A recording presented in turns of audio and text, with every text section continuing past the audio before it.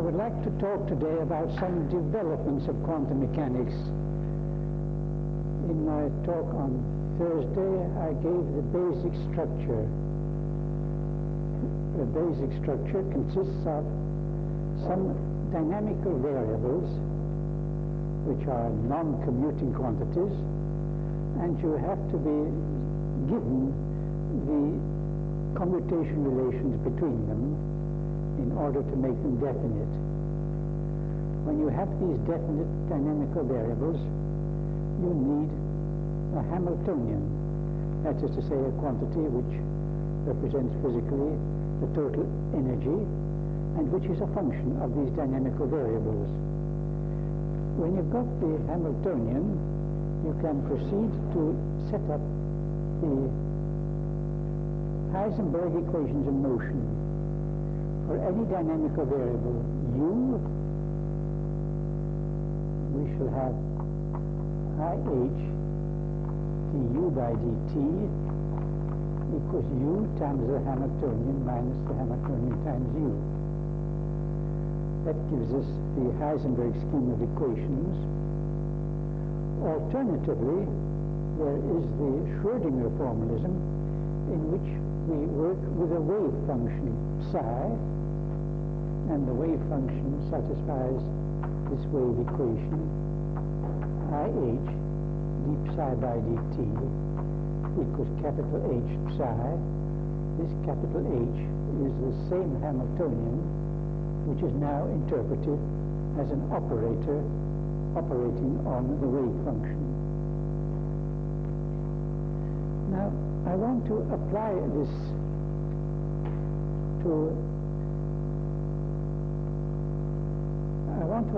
to a dynamical system containing many similar particles. The wave function in that case will involve the dynamical variables of each of these particles, and we shall have the possibility of the wave function being symmetrical between the particles. The Hamiltonian H has to be symmetrical between the particles. It represents the total energy, and there's nothing to distinguish one particle from another. H has to be symmetrical. If psi is symmetrical, then the psi by dt will be symmetrical, and that means that if psi is initially symmetrical, it always remains symmetrical. So if we have the situation that a wave function that is initially symmetrical always remains symmetrical, and it may appear as a law of nature that only symmetrical wave functions occur. For some kinds of particles, we do have this law of nature, and those particles are called bosons.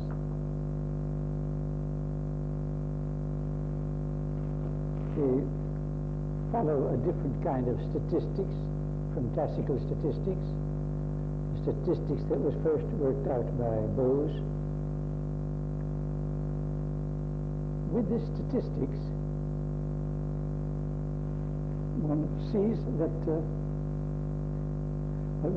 that photons have to satisfy this statistics, because the statistics then leads to Planck's law for blackbody radiation, so that we can assert that photons, light quanta, are bosons. Now, we have psi, our wave function, a function of the dynamical variables of the different particles. Let's say Q1, the first particle, Q2, the second, and so on. This Q is a single letter which denotes all the variables needed for describing, all the commuting variables needed for describing a state of that particle. We specify a point in the domain of this wave function by specifying all these Q's. Now, another way of specifying the wave function would be to say how many q's have one particular value, how many q's have a second value, how many q's have a third value, and so on. Instead of saying the value of each individual q, we say how many q's have a certain value.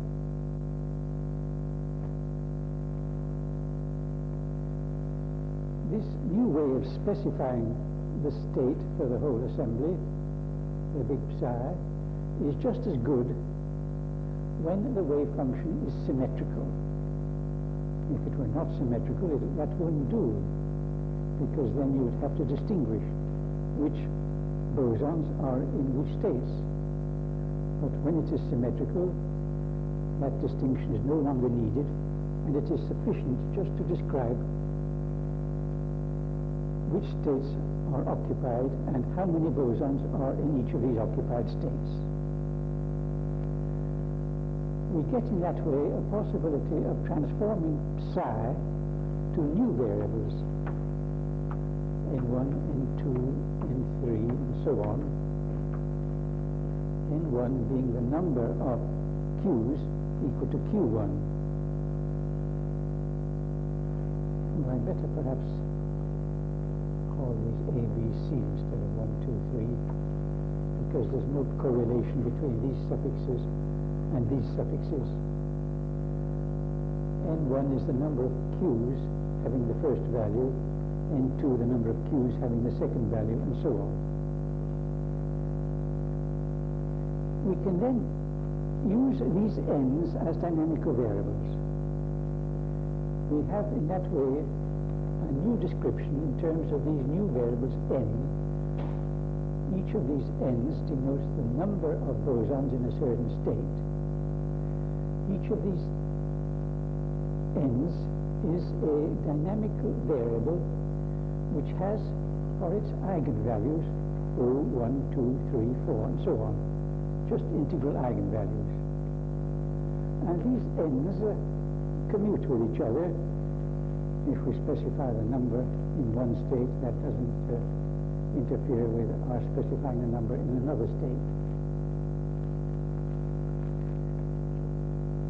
Now I want to study one of these variables n, whose eigenvalues consist of the numbers 0, 1, 2, 3, and so on.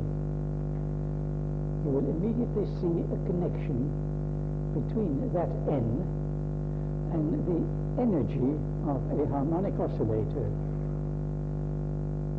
A harmonic oscillator has a set of energy levels in arithmetical progression. We can choose our numerical coefficients so that the differences of these energies is equal to 1.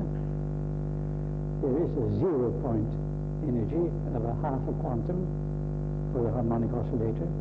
Let us subtract that out, and then we're left with an energy having the values 0, 1, 2, 3, corresponding exactly to the eigenvalues of one of these n's. That means that we can picture each of these n's in terms of a harmonic oscillator. A convenient way, the most convenient way of describing a harmonic oscillator is by means of the Fock representation. I will just say what are the basic ideas of this representation. We are dealing with a harmonic oscillator. This is now a different problem from what we were dealing with up there.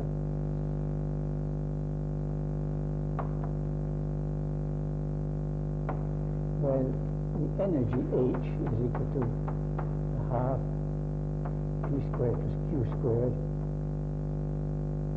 minus the 0-point energy, where we are taking the simplification of H equals 1, M equals 1, omega equals 1,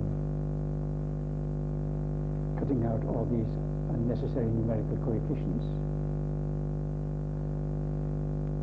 Now the basic state for this oscillator has the wave function, which we may call psi naught, e to the minus a half q squared.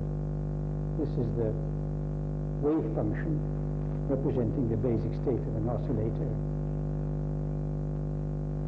Let us introduce this variable, eta, equal to 1 over root 2 p plus iq. This is a complex variable, p and q being real. It has its conjugate, eta bar equals 1 over root 2 p minus iq. And if we work out eta bar, eta minus eta bar, using qp minus pq equals IH, the standard quantum condition, we find that eta bar, eta minus eta bar equals 1 over root 2, 1 over 2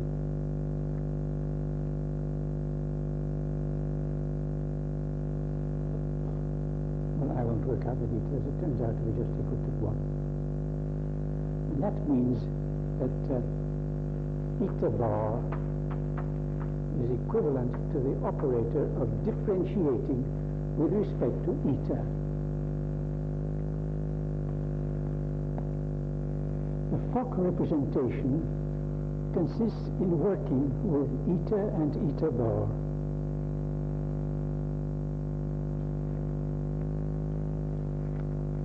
Let's take this psi naught and operate on it with eta bar. Eta bar psi naught, put a root 2 there, and we get p minus iq, psi naught. P is equal to minus IH. Well, we're taking h equal to 1, so it's just minus I. Minus I. Q plus P minus I d by dq plus q psi naught equals naught. Eta bar applied to psi naught gives 0. Let us consider some function of eta and eta bar expressible as a power series. Now, using this commutation relationship, in this function of eta and eta bar, we can shift all the eta bar factors to the right. And then if we have this function of eta and eta bar applied to psi naught, shift all the eta bars to the right, any eta bar applied to psi naught will then give 0. We shall be left with some function g of the etas only applied to psi naught. And the result is that the only independent functions, the only independent wave functions that are left are psi naught, eta psi naught, eta squared psi naught, eta cubed psi naught, and so on.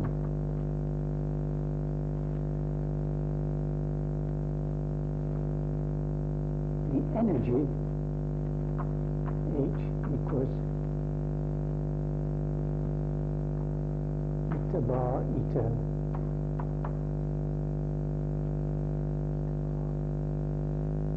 No, it's eta bar.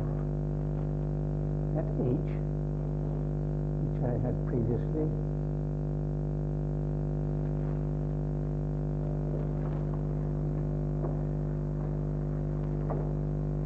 this H here just goes to eta bar. And if you apply this H to eta to the power of r psi naught, you get r times eta to the r psi naught. And that means that eta to the r psi naught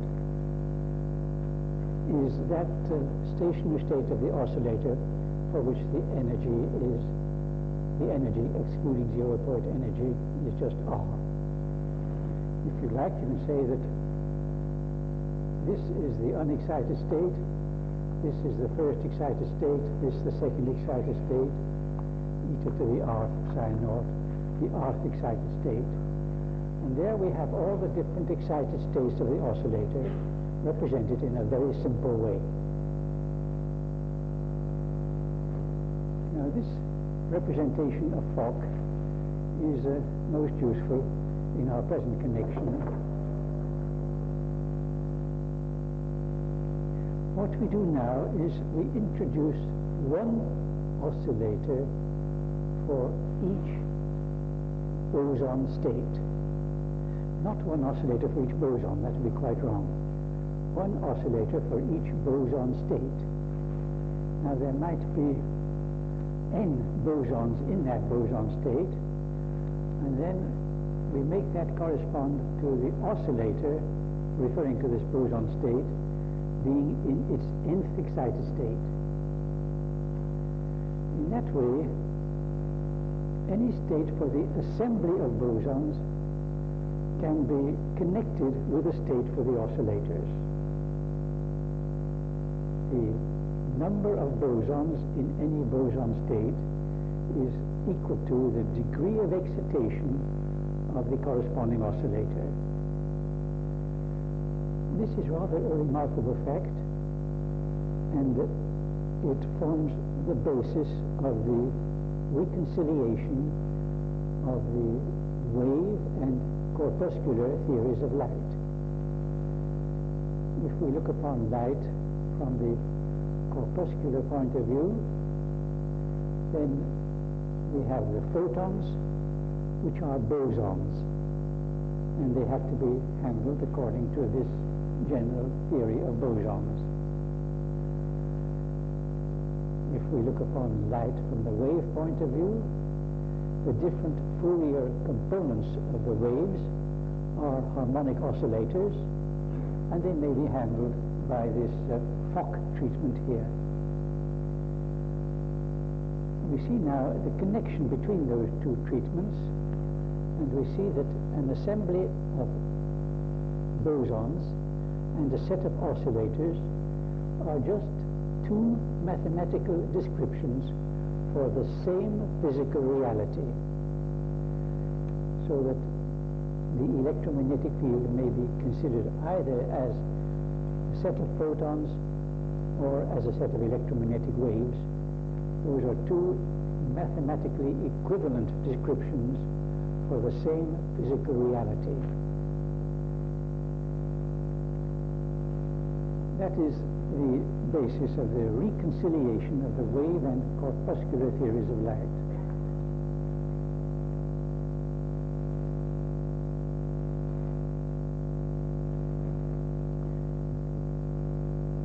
Now we have these variables eta and eta bar occurring in the Fock treatment. There's a simple physical meaning for these etas. The eta operator increases the degree of excitation by one quantum, while eta bar reduces the degree of excitation by one quantum. We understand now this equation here. Eta bar psi naught equals naught. If we take the unexcited state and try to reduce the degree of excitation by one quantum, we get 0. That is immediately evident physically. So that we have now a mathematical description of the electromagnetic field in terms of these operators of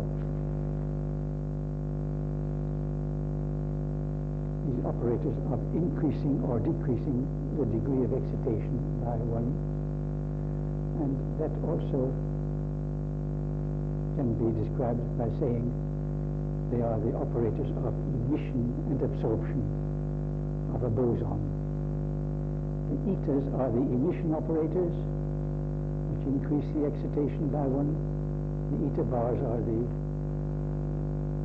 absorption or destruction operators which reduce the excitation by one.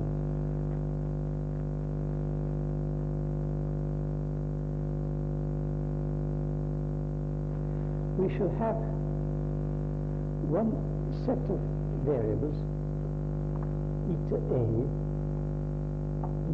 bar, one pair of variables for each boson state.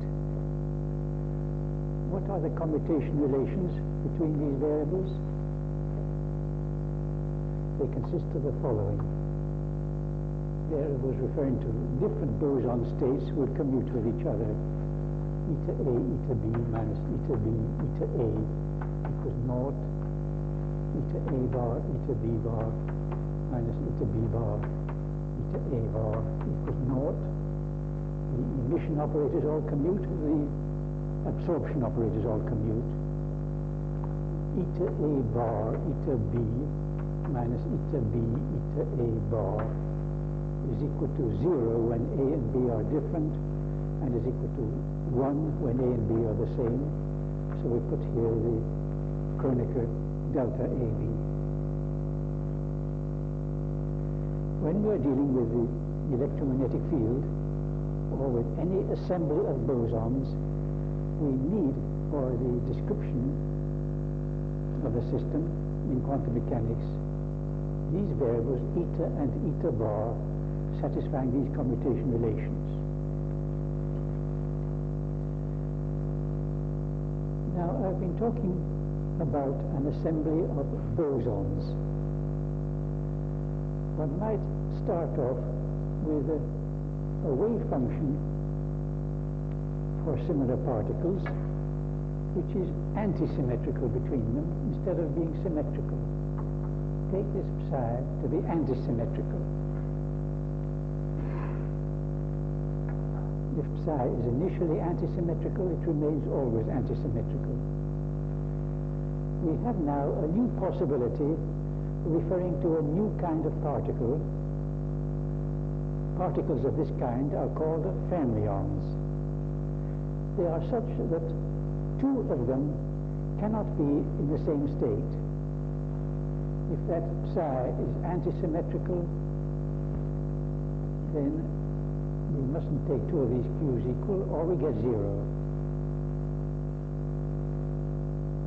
The fermions are those particles such that two of them cannot be in the same state. That property applies to electrons. That's Pauli's exclusion principle. And it applies to several other of the elementary particles in nature. We may proceed to develop a theory of fermions analogous to this theory of bosons, but the fermion variables will not be related in any way to harmonic oscillators. It's only the bosons that are related to harmonic oscillators. However, even in the case of the fermions, we can introduce the operators eta and eta bar, which refer to emission and absorption of a fermion, just like these refer to emission and absorption of a boson. I don't have time to go into the details of the development of this theory of fermions, but I will just say what the result is. We again have these eta and eta bar operators, and eta bar being associated with each fermion state, and the etas and eta bars now satisfy different commutation relations. Instead of these equations here, which apply to bosons, we have these equations which apply to fermions. Eta A, eta B, plus eta B, eta A equals naught. Eta A bar, eta B bar, plus eta B bar, eta A bar equals naught. Eta A bar, eta B, plus eta b eta a bar equals delta AB. Just the same equations, except that we have plus signs here instead of minus signs. That seems to me a very remarkable mathematical fact. I don't know what really lies behind it. There are two quite different physical situations. Here we are dealing with particles such that any number of them can go into one state. Here we are dealing with particles such that two of them cannot be in the same state. Very different physical situations, but there is such a close parallel between the algebraic equations in the two cases. Suppose we take this first equation and put b equal to a. If we put b equal to a there, then we get the equation eta a squared equals 0. Well, that means simply that we cannot have two fermions emitted into the same state. If we try to do it, we get 0 for our wave function. This is an equation which doesn't have anything corresponding to it in the boson case.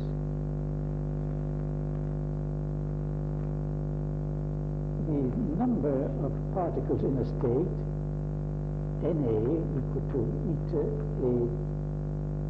a bar, has the eigenvalues 0, 1, 2, 3, and so on in the boson case.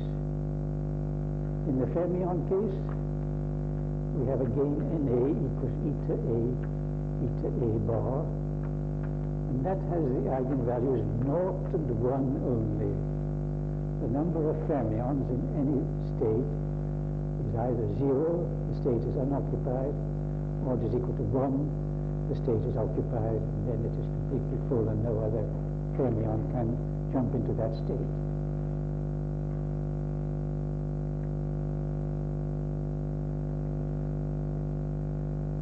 Well, these are the basic dynamical variables which are used in any quantum theory of fields. There's a rather technical generalization which one has to make. I'm assuming here and here that the different states are all discrete, but that will not hold in practice. One will usually take the different states to be momentum states for our particle. The suffix a will then be replaced by the 3 momentum values for the particle, plus the spin value if the particle has spin.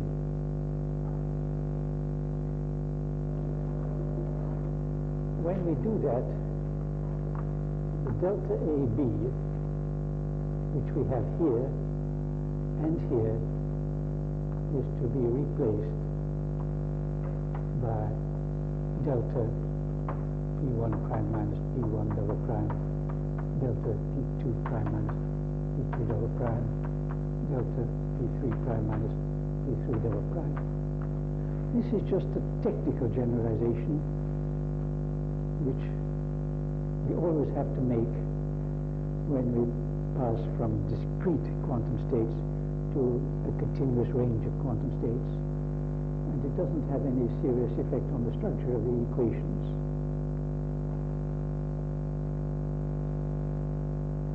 Well, that answers the first part of our problem of deciding what dynamical variables we are to use in describing a quantum theory for a field. The next question is to find the Hamiltonian. The Hamiltonian is the total energy. The Hamiltonian, in the case of the bosons,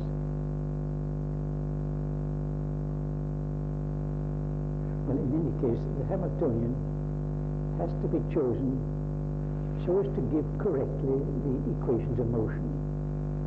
And I would like to illustrate how that is done by taking the case of the of a field of radiation by itself. Take the electromagnetic field and suppose there are no charges present, so that we just have a field of photons. We may use as our dynamic covariables the electric and magnetic fields. We have to take the dynamic covariables throughout the whole of space at one particular time. That is to say, the vector E at the point x1, x2, x3, that is to say, at any point in three-dimensional space at a certain time. And this E will be a vector, so we must put in the suffix r, taking on the values 1, 2, 3, the three components of the vector. And similarly, we have H, x1, x2, x3. These are the dynamic covariables which are needed to describe the electromagnetic field of pure radiation.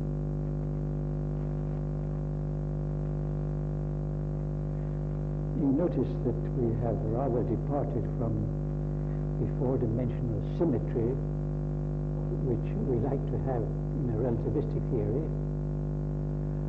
That is inevitable when we go over to a Hamiltonian formalism. We are departing from the four-dimensional symmetry, and we cannot help it. These are the E and H at a certain time. The Hamiltonian is equal to the total energy, and we take this to be the same as in the classical theory. H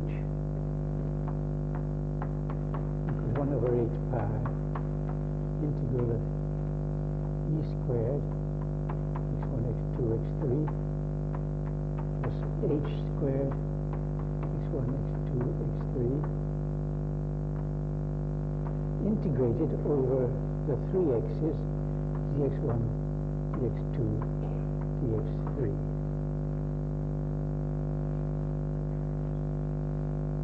Now, what are the equations of motion for E and H?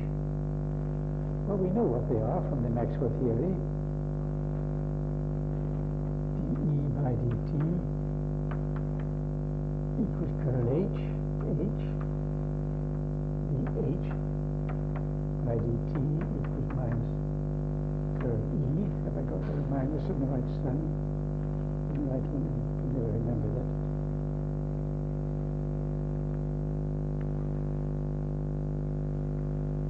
I think I have this. And we also have equations div E, div H equals naught. For those equations, div E, div H equal to naught are constraints which are to be applied to these variables here. These are the equations which tell us how E and H vary with the time. They must correspond to the Heisenberg equations of motion in the quantum theory. So that in the quantum theory we shall need curl H equals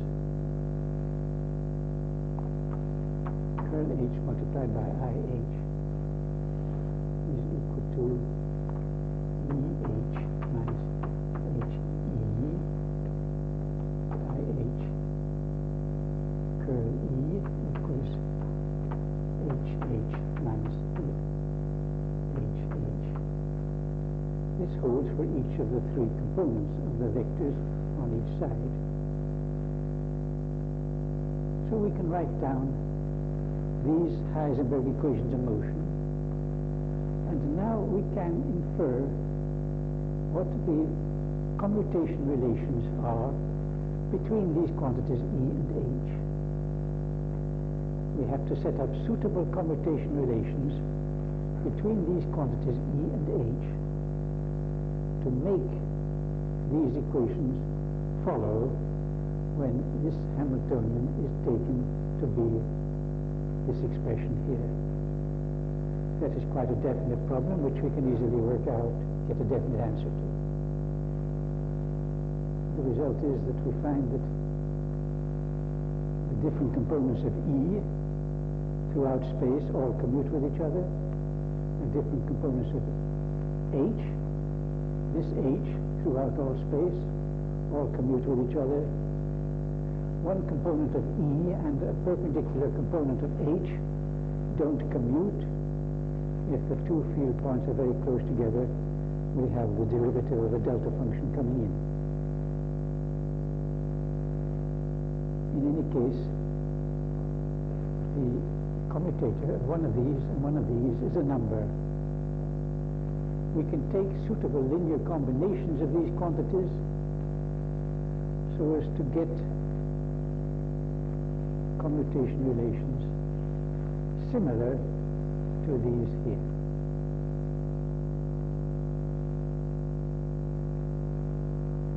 The result is that we get these commutation relations describing the variables for the electromagnetic field, and we find also what we are able to introduce also the variables eta bar, referring to emission and absorption of a photon. In that way, we get a satisfactory theory for the electromagnetic field as taken over into the quantum theory.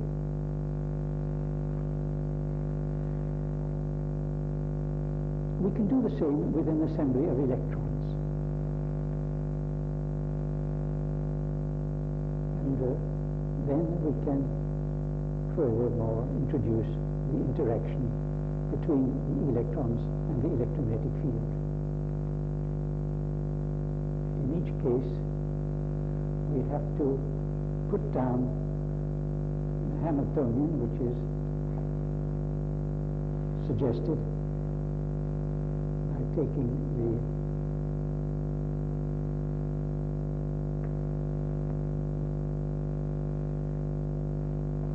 I should say in the first place, for the electrons balanced out, we put down the Hamiltonian, which just represents the energy of the electrons.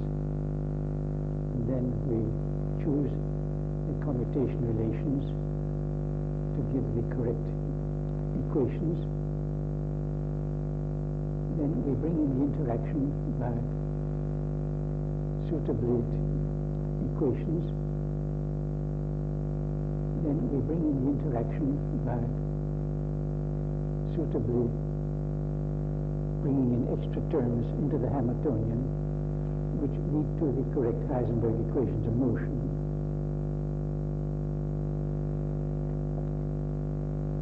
The result of that is that for an assembly of electrons and positrons which go with them, interacting with the electromagnetic field, we can obtain quite definitely the Hamiltonian, the total energy of that dynamical system. This Hamiltonian will consist of some terms which represent the energies of the particles by themselves, plus some terms which represent the interaction energy between the particles. The usual way of handling that with such a Hamiltonian is by a perturbation method, and one looks upon the interaction part of the Hamiltonian as giving rise to transitions in which some particles are emitted and some are absorbed. For each of these transitions, there is conservation of momentum, but there's not conservation of energy. Now you may wonder why there is this difference between energy and momentum. The difference arises because we are talking about the energy at one instant of time. This H applies to one instant of time and is integrated over the whole of three-dimensional space. And when we're talking about one instant of time, energies are not well defined. And interaction energies then do not have to be conserved when a jump is made.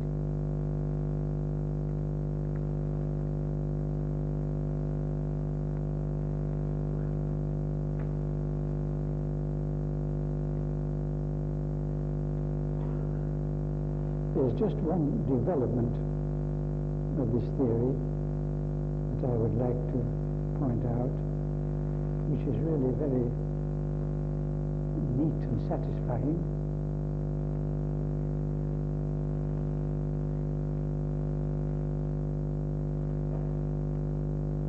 In the first place, one obtains this Hamiltonian in terms not merely of the electromagnetic variables which I had in this discussion, but of rather more general electromagnetic variables which include some longitudinal electromagnetic waves. This is a field of pure radiation with only transverse electromagnetic waves. So long as you're dealing only with transverse electromagnetic waves, you cannot bring in the Coulomb interactions between particles. To bring them in, one introduces in the first place some longitudinal electromagnetic waves, but there is a mathematical transformation that one can make which results in their elimination. You would like to eliminate them because they are rather remotely connected with the experiment. And the result of this elimination is to give you some new variables for the emission and absorption of electrons. These new variables have a simple physical meaning, namely, one can suppose that the new variable eta refers to the emission of an electron together with the Coulomb field around it, not just a bare electron. We get a new theory where the electron is always accompanied by a Coulomb field around it. Whenever we emit an electron, we always emit this Coulomb field, forming a sort of dressing for the electron. And similarly, when an electron is absorbed, the Coulomb field around the electron is simultaneously absorbed. This, of course, is very sensible physically, but it means a rather bigger departure from relativistic ideas, because if you have an electron which is usually moving like this, the Coulomb field around it at one instant is spherically symmetrical. And it is this spherically symmetrical Coulomb field which has to be emitted together with the electron. When we make this transformation, which results in eliminating the longitudinal electromagnetic waves, we get a new term appearing in the Hamiltonian, and this new term is just the Coulomb energy between all the particles. E1, E2 over the distance R12, summed over all the electrons which happen to be existing for the state that we are concerned with. This term appears automatically when we make this transformation of elimination of the longitudinal waves. Well, this part of quantum electrodynamics is really quite satisfactory. I've only been able to give you a brief outline of it because there isn't much time, but still one can fill in the details and make everything seem okay. However, when we go on to consider getting solutions of our equations, then we run into trouble. If we're going to get solutions, then in the first place, one thinks of the Schrödinger equation.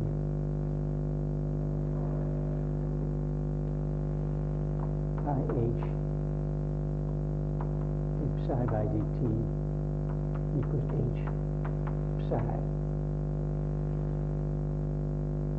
And the natural way of getting these solutions is the perturbation method, where all the interaction terms are treated as causing a perturbation. If one tries to get a solution on those lines, one starts with some definite initial state. One gets the first order correction, that's all right. Then one gets the second order correction, and one is led to integrals which are infinite. Whatever initial state one chooses, one always gets these infinite integrals appearing in the course of the solution. Now that is really very unfortunate, and I think the proper answer to say, the proper conclusion to come to, is that this Schrödinger equation doesn't have any solutions. At any rate, no one has found a solution, although people have studied it for decades. And I think the answer is that it just doesn't have solutions. You might say, suppose we take a very simple case. Suppose we start off with a psi for which there are no particles present at all. No electrons, no positrons, no photons. Then apply the perturbation method. Well, we find that starting off with no particles, we do get particles created. Our Hamiltonian contains terms which correspond to the simultaneous creation of an electron and a positron and a photon. These three things are all created together with conservation of momentum, but without conservation of energy. The result is that our state does not remain a state of no particles. Particles get created in the first approximation, and then one goes on to the second approximation, and one finds infinities. One cannot even get a solution starting with this very simple case. Now you might say that when there are no particles present, that's a vacuum. That cannot be the case. The vacuum must be a stationary state.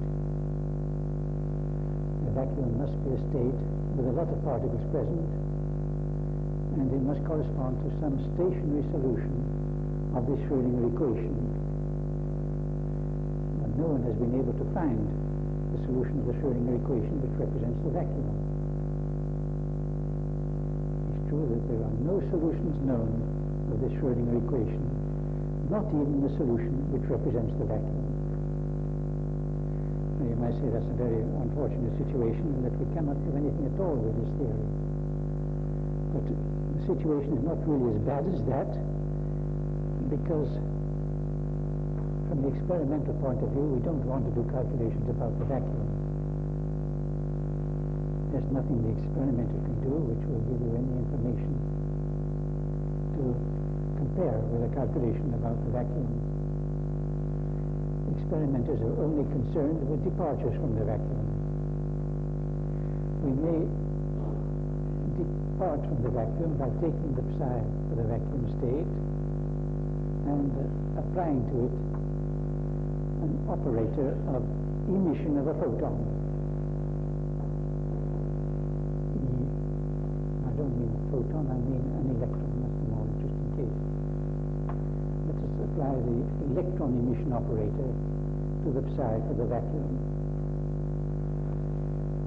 We don't know what psi for the vacuum is, but we can apply the Heisenberg equations to this operator of the emission of the electron. And then that will tell us how this thing varies with the time. Well, the difficulty with the infinities is perhaps not quite so bad under these conditions, but even so, in the second approximation, when we try to solve the Heisenberg equations, we get an infinity coming in. This infinity can be interpreted as a an extra self-energy for the electron, which happens to be infinitely great. That leads to the idea of renormalization. People say that the mass of the electron, which one puts into the equations at the beginning, is perhaps not the same as the observed mass. And that when we take into account the interaction of the electron with the electromagnetic field, that interaction might change the mass and give a different observed mass from the original mass parameter in the equation. That's quite a reasonable physical idea if the change in the mass is small, or even if it is not small, provided it is finite. But it's very hard to attach any sense to it when the change in mass is infinitely great. It is true, though, that the infinity which one gets from trying to solve this equation is just of the same nature as one would get with a renormalization of the mass.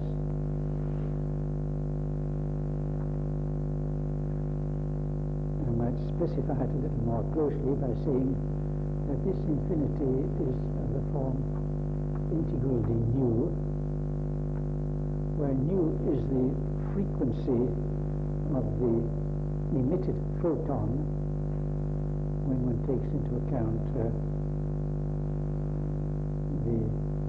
perturbation term in a Hamiltonian, resulting in creation of an electron-positron pair and a photon. This nu represents the frequency of the photon, and allowing all photons up to infinity gives, of course, an infinity here. And one can trace an analogy between this infinity and the infinite rest mass of an electron in the classical theory, the classical Lorentz theory for a point electron with a Coulomb field around it. The Coulomb field contributes an energy, and when one integrates this energy, taking the electron to be a charge concentrated at the point, one gets an infinity, which is of essentially the same nature as this one here.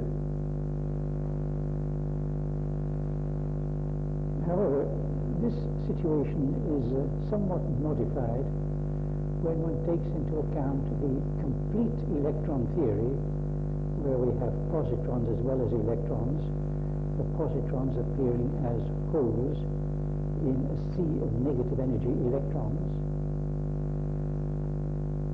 One gets a different kind of infinity when one takes this complete picture into account, and this integral gets replaced by the integral 1 over nu du. A logarithmic infinity, sort of a logarithmic log nu, taken with nu going to infinity. It means that this complete theory of electrons does make the infinity less severe, and that can be understood physically in this way. In this complete theory, the presence of a charge here will produce a polarization in the vacuum around it, because it tends to produce electron pairs, which will to some extent compensate for the Coulomb field produced by this original electron. And it is this compensation which makes the infinity less severe. But still it is an infinity.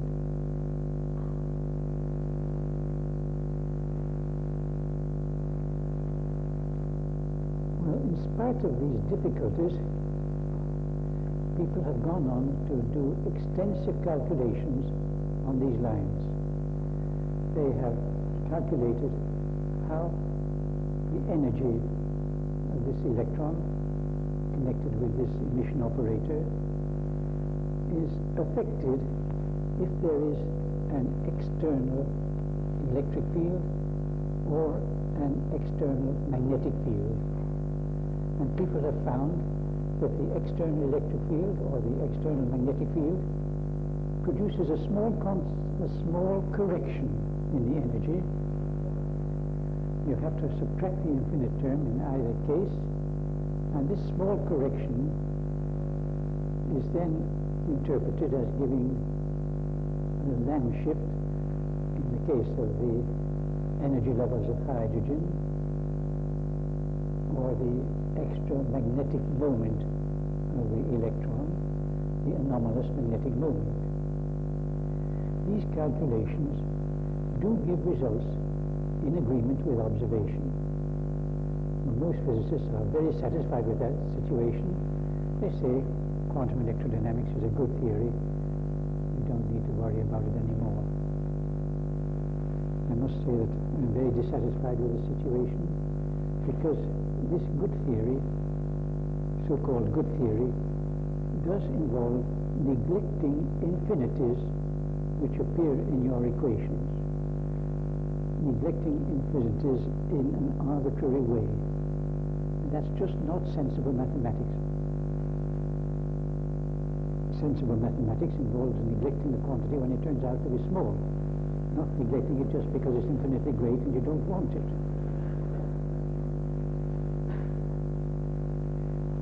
One can put the calculations of the Lamb shift and the anomalous magnetic moment into a sensible form by introducing a cutoff, by making these integrals not go to infinity but to some upper limit. And you say that the interaction between the electron and the electromagnetic field is cut off for frequencies beyond a certain limit. One can take this cutoff frequency to correspond to an energy, let us say somewhere around 1,000 million volts. Owing to this logarithmic, owing to the appearance of the logarithm here, that cutoff will not give appreciably different results. So that you still get effectively the same Lamb shift, the same anomalous magnetic moment when you work with these cutoffs. However, you have a theory where the infinities have gone. You have a theory which is sensible mathematically, but the unfortunate thing then is, of course, that the relativistic invariance of the theory is spoiled. If you have any cutoff at all, saying that nu must not exceed a certain value, that is a non-relativistic condition, and it spoils the relativistic invariance of the theory.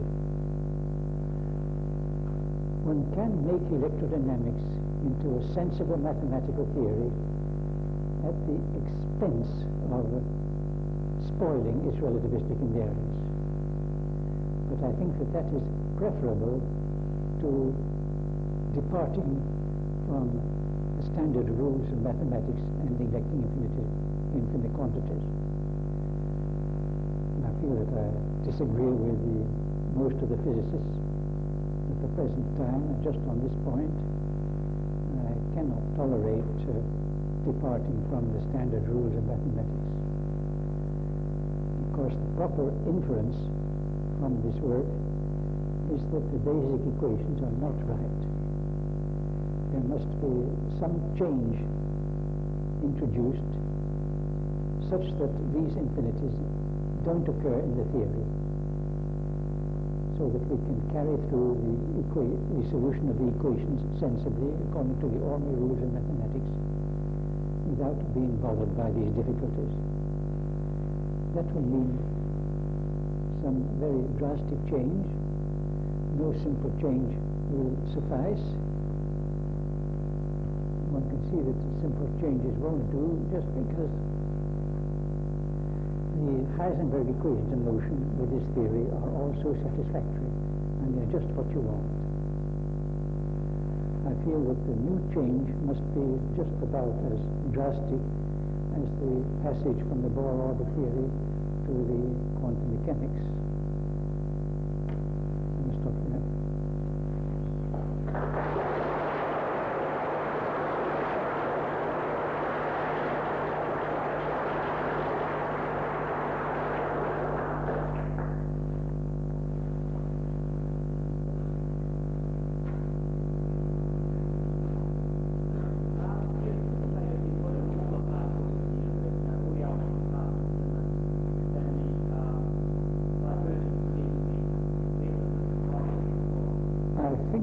Probably worse. In any case, I feel that the electromagnetic field and the electrons are the things that we know most about. And so I think it's preferable to concentrate one's attention, first of all, on the things that we know most about. A good many people think that that's perhaps a mistaken view, and that never be able to solve these simple problems without solving all the problems of physics together. And I think that that's very ambitious if you hope to solve all the problems together. And I think that the most profitable line of progress is to separate the difficulties and dispose of them one by one. And if you cannot dispose of this difficulty of the interaction of the electrons and the electromagnetic field, you have very little hope of doing anything with the other fields. The gravitational field, which people are now considering to introduce, just brings in a lot more difficulties and doesn't help.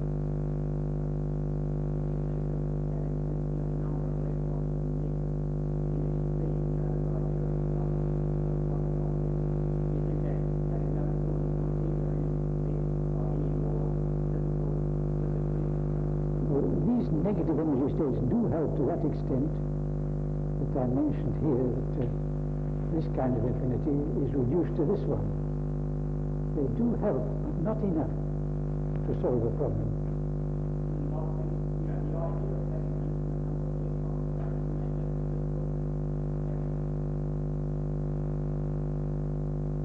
The infinite density of electrons doesn't disturb things because it doesn't affect the equations of motion.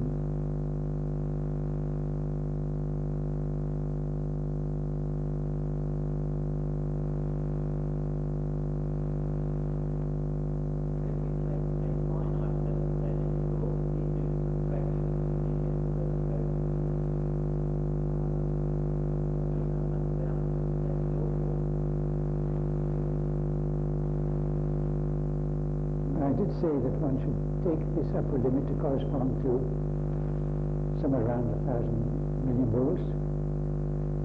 Why does one have to restrict it in that way? Well, this whole method of getting a solution of the wave equation following the standard perturbation theory is a valid method only if the later terms in the expansion are small compared with the earlier terms. And in order to secure that these later terms shall be small, it is necessary to have this limit sufficiently low. If we go on making this limit higher and higher, we get to a point where the later terms in the expansion will completely swamp the earlier terms, and then it doesn't seem to have much sense to discuss the earlier terms under those conditions. But the figure of 1,000 million volts is adequate to make the later terms small compared with the earlier terms. Not very much smaller, but still somewhat smaller, and still adequate to give the Lamb shift and the anomalous magnetic moment in reasonable agreement with observation.